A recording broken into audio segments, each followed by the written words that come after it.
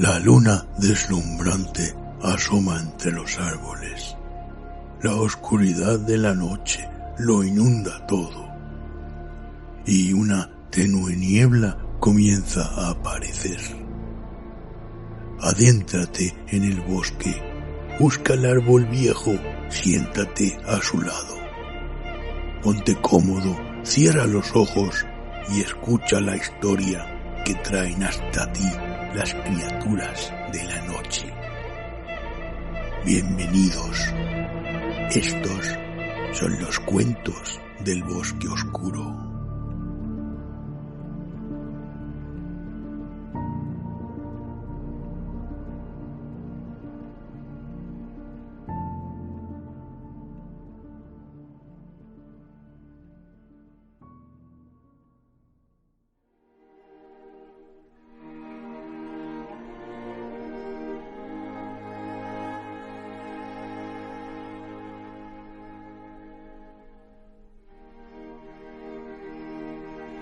La música de Eric Zahn, de Howard Phillips Lovecraft.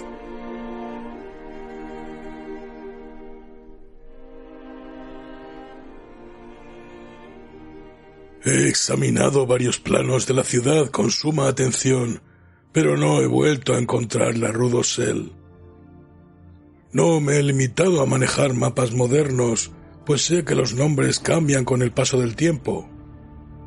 Muy al contrario, me he sumergido a fondo en todas las antigüedades del lugar y he explorado en persona todos los rincones de la ciudad, cualquiera que fuese su nombre, que pudiera responder a la calle que en otro tiempo conocí como Rue d'Ossel. Pero a pesar de todos mis esfuerzos, no deja de ser una frustración que no haya podido dar con la casa, la calle o siquiera el distrito en donde durante mis últimos meses de depauperada vida como estudiante de metafísica en la universidad, oí la música de Eric Zahn. Que me falle la memoria no me sorprende lo más mínimo, pues mi salud, tanto física como mental, se vio gravemente trastornada durante el periodo de mi estancia en la Rue d'Ossel, y no recuerdo haber llevado allí a ninguna de mis escasas amistades. Pero que no pueda volver a encontrar el lugar resulta extraño a la vez que me deja perplejo, pues estaba a menos de media hora andando de la universidad, y se distinguía por unos rasgos característicos que difícilmente podría olvidar quien hubiese pasado por allí. Lo cierto es que jamás he encontrado a nadie que haya estado en la Rue d'Ossel. La Rue d'Ossel quedaba al otro lado de un oscuro río bordeado de empinados almacenes de ladrillo, con los cristales de las ventanas empañados, y se accedía a ella por un macizo puente de piedra ennegrecida. Estaba siempre lóbrego el curso de aquel río, como si el humo procedente de las fábricas vecinas impidiera el paso de los rayos del sol a perpetuidad. Las aguas despedían asimismo un hedor que no he vuelto a percibir en ninguna otra parte y que quizás algún día me ayude a dar con el lugar que busco, pues estoy seguro de que reconocería ese olor al instante. Al otro lado del puente podían verse una serie de calles adoquinadas y con raíles. Luego venía la subida, gradual al principio, pero de una pendiente increíble a la altura de la Rue d'Ossel.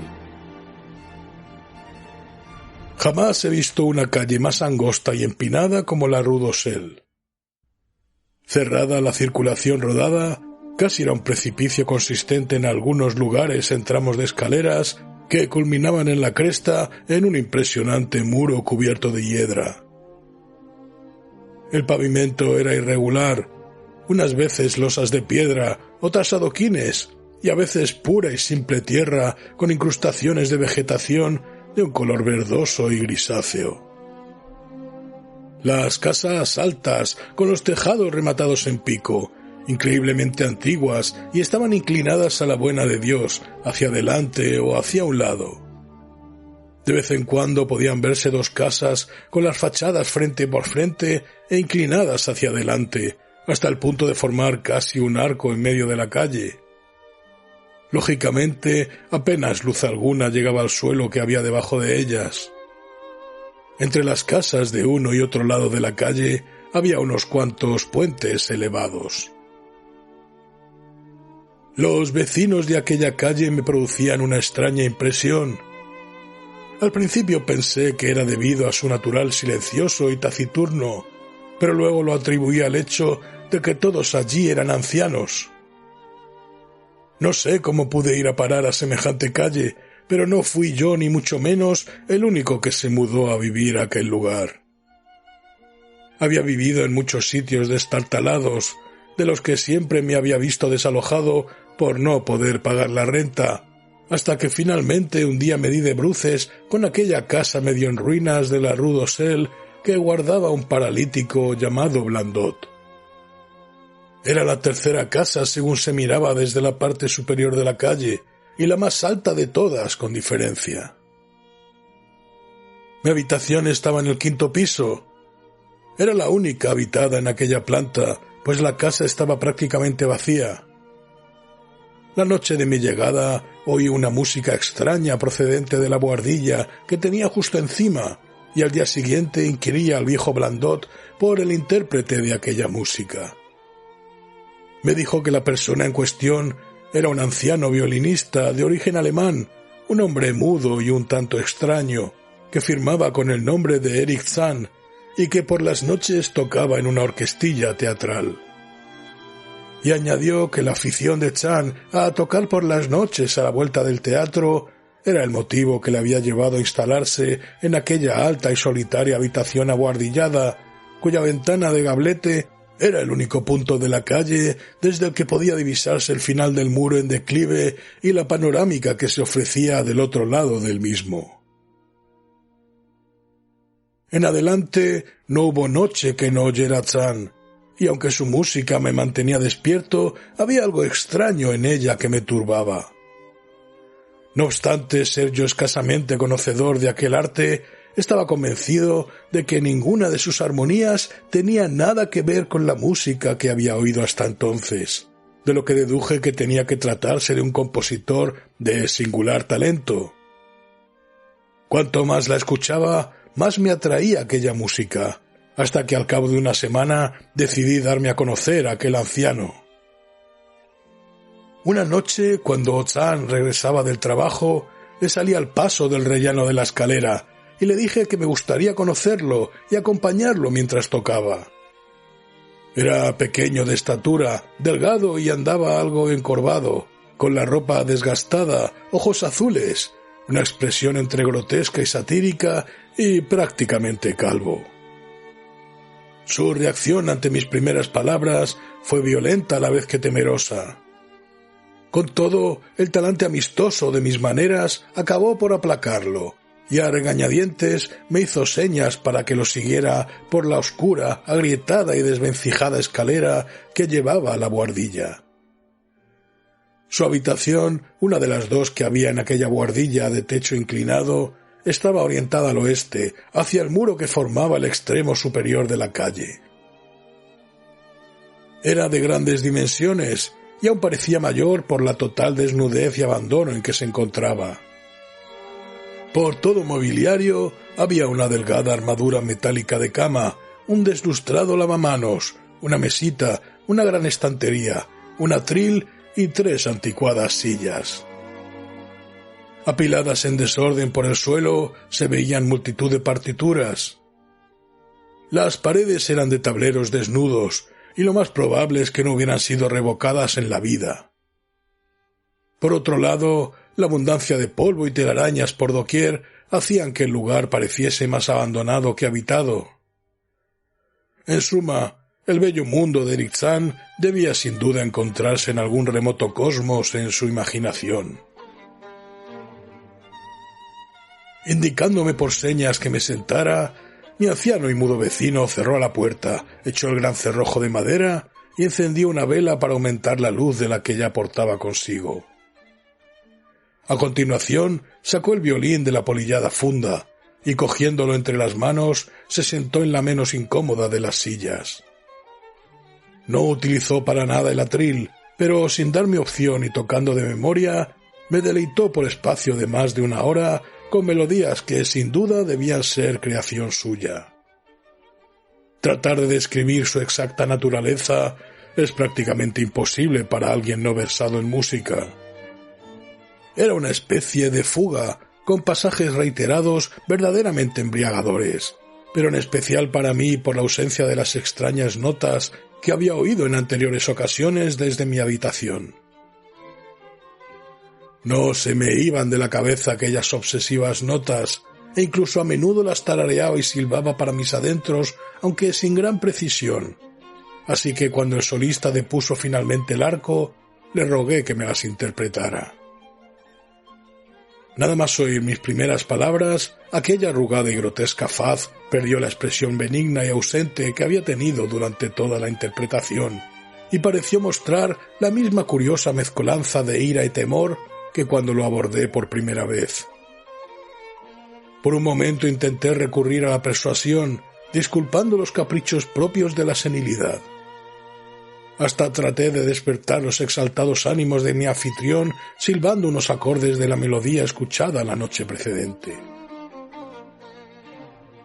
Pero al instante hube de interrumpir mis silbidos, pues cuando el músico mudo reconoció la tonada, su rostro se contorsionó de repente, adquiriendo una expresión imposible de describir, al tiempo que alzaba su larga, fría y huesuda mano, instándome a callar y no seguir la burda imitación. Y al hacerlo demostró una vez más su rareza, pues echó una mirada expectante hacia la única ventana con cortinas, como si temiera la presencia de algún intruso. Una mirada doblemente absurda, pues la buhardilla estaba muy por encima del resto de los tejados adyacentes, lo que la hacía prácticamente inaccesible. Y además, por lo que había dicho el portero, la ventana era el único punto de la empinada calle desde el que podía verse la cumbre por encima del muro. La mirada del anciano me hizo recordar la observación de Blandot, y de repente se me antojó satisfacer mi deseo de contemplar la amplia y vertiginosa panorámica de los tejados a la luz de la luna y las luces de la ciudad que se extendían más allá de la cumbre, algo que de entre todos los moradores de la Rue d'Ossel solo le era dado ver a aquel músico de avinagrado carácter. Me acerqué a la ventana y estaba ya a punto de correr las indescriptibles cortinas cuando, con una violencia y terror aún mayores que los que de hasta entonces había hecho gala, mi mudo vecino se abalanzó de nuevo sobre mí, esta vez indicándome con gestos de la cabeza la dirección de la puerta y esforzándose agitadamente por alejarme de allí con ambas manos. Ahora, decididamente enfadado con mi vecino, le ordené que me soltara, que no pensaba permanecer allí ni un momento más. Viendo lo agraviado y disgustado que estaba, me soltó a la vez que su ira remitía. Al momento volvió a agarrarme con fuerza, pero esta vez en tono amistoso, y me hizo sentarme en una silla. Luego, con aire meditabundo, se acercó a la desordenada mesa, cogió un lápiz y se puso a escribir en un francés forzado, propio de un extranjero. La nota que finalmente me extendió era una súplica en la que reclamaba tolerancia y perdón. En ella, Zahn decía ser un solitario anciano afligido por extraños temores y trastornos nerviosos relacionados con su música, amén de otros problemas. Le encantaba que escuchara su música y deseaba que volviera más noches y no le tomara en cuenta sus rarezas. Pero no podía tocar para otros sus extraños acordes, ni tampoco soportar que los oyeran. Asimismo, tampoco podía aguantar que otros tocaran en su habitación. No había sabido, hasta nuestra conversación en el rellano de la escalera, que desde mi habitación podía oír su música, y me rogaba encarecidamente que hablase con Blandot para que me diera una habitación en el piso más abajo, donde no pudiera oírlo por la noche. Cualquier diferencia en el precio del alquiler correría de su cuenta. Mientras trataba de descifrar el execrable francés de aquella nota, mi compasión hacia aquel pobre hombre fue en aumento. Era, al igual que yo, víctima de trastornos físicos y nerviosos, y mis estudios de metafísica me habían enseñado que en tales casos se requería comprensión más que nada. En medio de aquel silencio se oyó un ligero ruido procedente de la ventana. El viento nocturno debió hacer resonar la persiana y por alguna razón que se me escapaba, di un respingo casi tan brusco como el de Eric Zahn. Cuando terminé de leer la nota, le di la mano a mi vecino y salí de allí en calidad de amigo suyo. Al día siguiente, Blandot me dio una habitación algo más cara en el tercer piso, situado entre la pieza de un anciano prestamista y la de un honrado tapicero. En el cuarto piso no vivía nadie. No tardé en darme cuenta de que el interés mostrado por Chan en que le hiciera compañía no era lo que creí entender cuando me persuadió a mudarme del quinto piso. Nunca me llamó para que fuera a verlo, y cuando lo hacía parecía encontrarse a disgusto y tocaba con desgana. Las veladas siempre tenían lugar de noche, pues durante el día dormía y no admitía visitas. Mi afecto hacia él no aumentó, aunque parece como si aquella buhardilla y la extraña música que tocaba mi vecino ejercieran una extraña fascinación sobre mí. No se me había ido de la cabeza el indiscreto deseo de mirar por aquella ventana y ver qué había por encima del muro y abajo, en la invisible pendiente, con los rutilantes tejados y chapiteles que debían divisarse desde allí. En cierta ocasión subí a la buhardilla en horas de teatro, mientras Chan estaba fuera, pero la puerta tenía echado el cerrojo. Para lo que sí me las arreglé, en cambio, fue para oír las interpretaciones nocturnas de aquel anciano mudo. Al principio iba de puntillas hasta mi antiguo quinto piso, y con el tiempo me atreví incluso a subir el último y chirriante tramo de la escalera que llevaba hasta la buhardilla. Allí, en el angosto rellano, al otro lado de la trancada puerta que tenía el agujero de la cerradura tapado, pude oír con relativa frecuencia sonidos que me embargaron con un indefinible temor, ese temor a algo impreciso y misterioso que se cierne sobre uno. No es que los sonidos fuesen espantosos, pues ciertamente no lo eran, sino que sus vibraciones no guardaban parangón alguno con nada de este mundo, y a intervalos adquirían una calidad sinfónica que difícilmente podría imaginarme proveniese de un solo músico. No había duda. Eric Zahn era un genio de irresistible talento.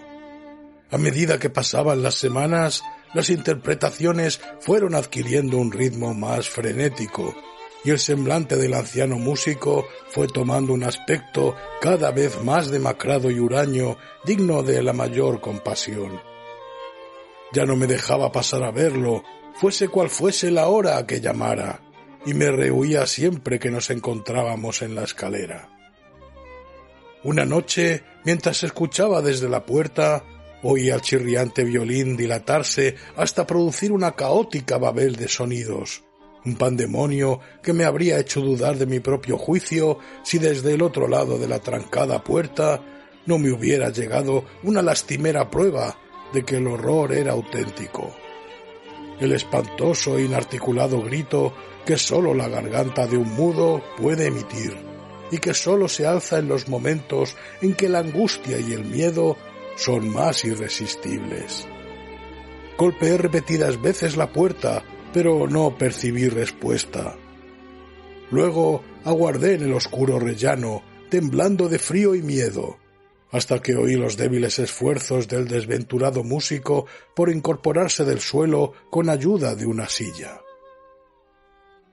Creyendo que recuperaba el sentido tras haber sufrido un desmayo, renové mis golpes al tiempo que profería en voz alta mi nombre, con objeto de tranquilizarle. Oí a Chan tambaleándose hasta llegar a la ventana y cerrar las cortinas y el bastidor, y luego dirigirse dando traspiés hacia la puerta, que abrió de forma vacilante para dejarme paso. Esta vez saltaba a la vista que estaba encantado de tenerme a su lado, pues su descompuesta cara resplandecía de alivio, mientras me agarraba del abrigo como haría un niño de las faldas de su madre. Presa de patéticos temblores, el anciano me hizo sentarme en una silla mientras él se dejaba caer en otra, junto a la que se encontraban tirados por el suelo el violín y el arco.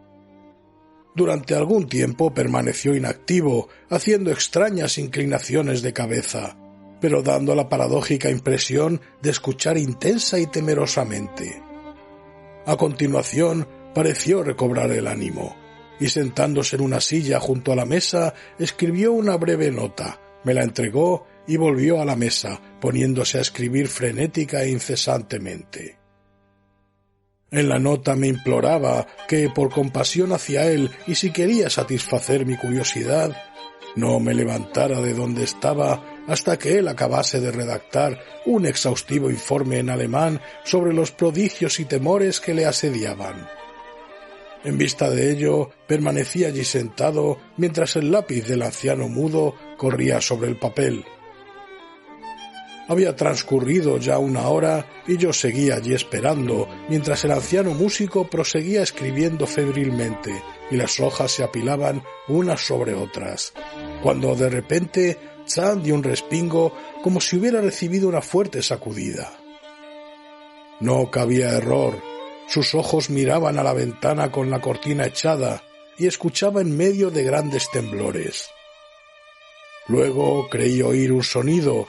Esta vez no era horrible, sino que, muy al contrario, se asemejaba a una nota musical extraordinariamente baja e infinitamente lejana, como si procediera de algún músico que habitase en alguna de las casas próximas, o en una vivienda allende al imponente muro por encima del cual nunca conseguí mirar. El efecto que le produjo a Chan fue terrible, pues soltando el lápiz se levantó al instante, tomó el violín entre las manos y se puso a desgarrar la noche con la más frenética interpretación que había oído salir de su arco, a excepción de cuando lo escuchaba del otro lado de la trancada puerta. Sería inútil intentar describir la música de Eric Chan durante aquella espantosa noche. Era infinitamente más horrible que todo lo que había oído hasta entonces, pues ahora podía ver la expresión dibujada en su rostro y podía advertir que en esta ocasión el motivo era el temor llevado a su máxima expresión. Trataba de emitir un ruido con el fin de alejar o acallar algo, que exactamente no sabría decir, pero en cualquier caso debía tratarse de algo pavoroso. La interpretación alcanzó caracteres fantásticos, histéricos, de auténtico delirio, pero sin perder ni una sola de aquellas cualidades de magistral genio de que estaba dotado aquel singular anciano. Reconocí la melodía, una frenética danza húngara que se había hecho popular en los medios teatrales, y durante unos segundos reflexioné que aquella era la primera vez que oía a Chan interpretar una composición de otro autor. Cada vez más alto, cada vez más frenéticamente, ascendía el chirriante y lastimero alarido de aquel desesperado violín. El solista emitía unos ruidos extraños al respirar y se contorsionaba cual si fuese un mono, sin dejar de mirar temerosamente a la ventana con la cortina echada. En aquellos frenéticos acordes creía ver sombríos faunos y bacantes que bailaban y giraban como posesos en abismos desbordantes de nubes, humo y relámpagos. Y luego me pareció oír una nota más estridente y prolongada que no procedía del violín. Una nota pausada, deliberada, intencional y burlona que venía de algún lejano lugar en dirección oeste. En este trance, la persiana comenzó a batir con fuerza debido a un viento nocturno que se había levantado en el exterior, como si fuese en respuesta a la furiosa música que se oía dentro. El chirriante violín de Chan se superó a sí mismo y se lanzó a emitir sonidos que jamás pensé que pudieran salir de las cuerdas de un violín. La persiana trepidó con más fuerza, se soltó y comenzó a golpear con estrépito la ventana. Como consecuencia de los persistentes impactos en su superficie, el cristal se hizo añicos, dejando entrar una bocanada de aire frío que hizo chisporrotear la llama de las velas y crujir las hojas de papel que había sobre la mesa en que Chan intentaba poner por escrito su abominable secreto. Eché una mirada a Chan y comprobé que estaba totalmente absorto en su tarea. Sus ojos estaban inflamados, vidriosos y ausentes, y la frenética música había acabado transformándose en una orgía desenfrenada e irreconociblemente automática que ninguna pluma podría siquiera intentar describir. Una repentina bocanada, más fuerte que las anteriores, arrebató el manuscrito y se lo llevó hacia la ventana. Preso de la desesperación, me lancé tras las cuartillas que volaban por la habitación, pero ya se las había llevado el viento antes de conseguir llegar yo a las abatidas hojas de la ventana. En aquel momento recordé mi deseo aún insatisfecho de mirar desde aquella ventana, la única de la Rue d'Auxerre desde la que podía verse la ladera que había al otro lado del muro y la urbe extendida a sus pies. La oscuridad era total, pero las luces de la ciudad estaban continuamente encendidas de noche, por lo que esperaba poder verlas por entre la cortina de lluvia y viento. Pero cuando miré desde la ventana más alta de la buhardilla, mientras las velas seguían chisporroteando y el enajenado violín competía con los aullidos del nocturnal viento, no vi ciudad alguna debajo de mí, ni percibí el resplandor de ninguna luz cordial procedente de calles conocidas, sino únicamente la oscuridad del espacio sin límites, un espacio lleno de música y movimiento, sin parecido alguno con ningún otro rincón de la tierra. Y mientras permanecía allí de pie, contemplando con espanto aquel inimaginable espectáculo, el viento apagó las 2 velas que iluminaban aquella vieja buhardilla, sumiéndolo todo en la más brutal e impenetrable oscuridad. Ante mí no tenía sino el caos y el pandemonio más absoluto. A mi espalda, la endiablada enajenación de aquellos nocturnales desgarros de las cuerdas del violín. Tambaleándome, volví al oscuro interior de la habitación. Sin poder encender una cerilla, derribé una silla y finalmente me abrí paso a tientas hasta el lugar de donde provenían los gritos y aquella increíble música. Debía tratar de escapar de aquel lugar en compañía de Eric Chan, cualesquiera que fuesen las fuerzas que hubiera de vencer. En cierto momento me pareció como si algo frío me rozara y lancé un grito de espanto, pero este fue sofocado por la música que salía de aquel horrible violín. De repente, en medio de aquella oscuridad total, me rozó el arco que no cesaba de rasgar violentamente las cuerdas, con lo que pude advertir que me encontraba cerca del músico. Tanteé con las manos hasta tocar el respaldo de la silla de Chan. Seguidamente palpé y agité su hombro en un intento de hacerlo volver a sus cabales. Pero Chan no respondió, y mientras el violín seguía chirriando sin mostrar la menor intención de parar. Puse la mano sobre su cabeza, logrando detener su mecánica inclinación, y le grité al oído que debíamos escaparnos los dos de aquellos ignotos misterios que acechaban en la noche. Pero ni percibí respuesta, ni Chan redujo el frenesí de su indescriptible música. Entretanto, extrañas corrientes de aire parecían correr de un extremo a otro de la buhardilla en medio de la oscuridad y el desorden reinantes. Un escalofrío me recorrió el cuerpo cuando le pasé la mano por el oído, aunque no sabría bien decir por qué. No lo supe hasta que no palpé su cara inmóvil, aquella cara helada, tersa, sin la menor señal de respiración, cuyos vidriosos ojos sobresalían inútilmente en el vacío. Acto seguido, tras encontrar milagrosamente la puerta y el gran cerrojo de madera, me alejé a toda prisa de aquel ser de vidriosos ojos que habitaba en la oscuridad y de los horribles acordes de aquel maldito violín, cuya furia incluso aumentó tras mi precipitada salida de aquella estancia. Salté, conservé el equilibrio, descendí volando las interminables escaleras de aquella tenebrosa casa. Me lancé a correr sin rumbo fijo por la angosta, empinada y antigua calle de escalones y desvencijadas casas. Como una exhalación, descendí las escaleras y salté por encima del adoquinado pavimento hasta llegar a las calles de la parte baja y al hediondo y encajonado río. Resollando, crucé el gran puente oscuro que conduce a las amplias y saludables calles y bulevares que todos conocemos. Todas ellas son terribles impresiones que me acompañarán donde quiera que vaya. Aquella noche, recuerdo, no había viento ni brillaba la luna, y todas las luces de la ciudad resplandecían. A pesar de mis afanosas pesquisas e indagaciones, no he vuelto a localizar la Rue d'Auxelles. Pero no puedo decir que lo sienta demasiado, ya sea por todo esto o por la pérdida en insondables abismos de aquellas hojas con apretada letra que únicamente la música de Eric Zann podría haber explicado.